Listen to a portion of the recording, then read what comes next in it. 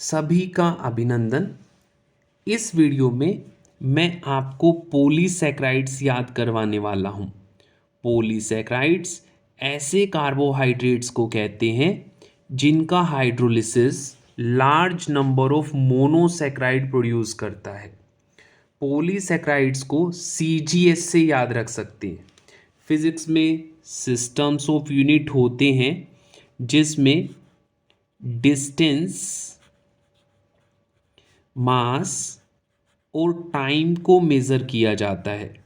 Different systems होते हैं MKS, metre, kilogram, second, FPS, foot, pound, second, CGS, centimetre, gram, second. CGS system ऐसा system होता है जिसमें डिस्टेंस को सेंटीमीटर, मास को ग्राम और टाइम को सेकंड में मेज़र करें।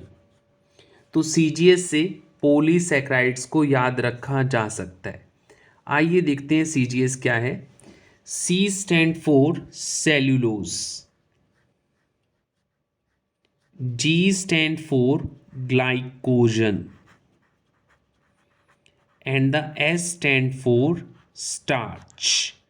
So three polysaccharides are CGS: cellulose, glycogen and starch. सबके बारे में थोड़ा सा देख लेते हैं। सेल्यूलोज जो होता है, it is the component of cell wall of plant. As you know very well, plants और एनिमल सेल्स में डिफरेंस होता है। प्लांट्स में सेल वॉल प्रेजेंट होती है, तो प्लांट्स की जो सेल वॉल होती है वो सेलुलोज की बनी होती है। Now cellulose is a polysaccharide. जब सेलुलोज का हाइड्रोलिसिस किया जाएगा तो लार्ज नंबर को N से डिनोट करते हैं, ऑफ बीटा ग्लूकोज बनता है। लार्ज यूनिट मिलती है, बहुत लार्ज नंबर में बीटा ग्लूकोज फॉर्म होता है। सेकंड जो हमारा पॉलीसैकेराइड है दैट इज ग्लाइकोजन। ग्लाइकोजन को हम एनिमल स्टार्च भी कहते हैं। कार्बोहाइड्रेट का जब हमारी बॉडी में डाइजेशन होता है तो कार्बोहाइड्रेट का हाइड्रोलिसिस होने पर, डाइजेशन होने पर ग्लूकोज प्रोड्यूस होता है।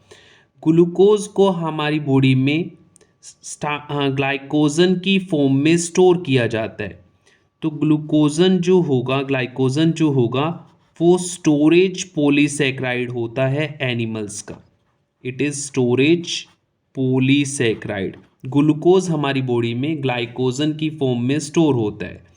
तो ये स्टोर होता है लीवर एंड मसल्स में।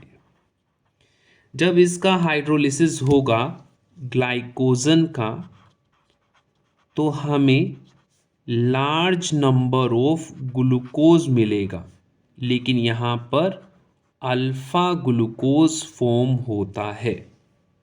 तो ग्लाइकोजन को एनिमल स्टार्च कहा जाता है। लास्ट जो पॉलीसैकेराइड है दैट इज स्टार्च। स्टार्च की बात करें, ये प्लांट्स का स्टोरेज पॉलीसैकेराइड है। स्टोरेज पॉलीसैकेराइड ऑफ प्लांट्स में फोटोसिंथेसिस की प्रोसेस होती है जिसमें ग्लूकोज बनता है। तो वो ग्लूकोज प्लांट्स में स्टार्च की फॉर्म में स्टोर होता है, और जब इस स्टार्च का हाइड्रोलिसिस किया जाएगा तो स्टार्च हाइड्रोलिसिस करने पर large number of alpha glucose बनाता है।